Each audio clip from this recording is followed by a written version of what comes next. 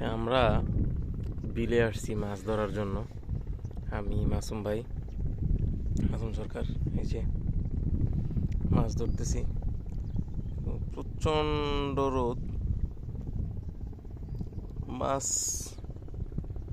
আছে কিছু, আলহামদুলিল্লাহ টুকটাক ধরছি।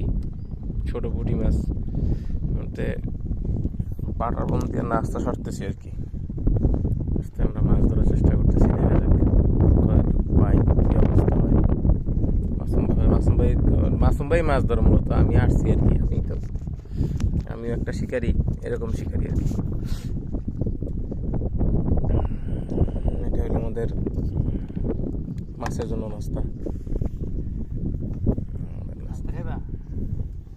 দেখা যাক কি হয়।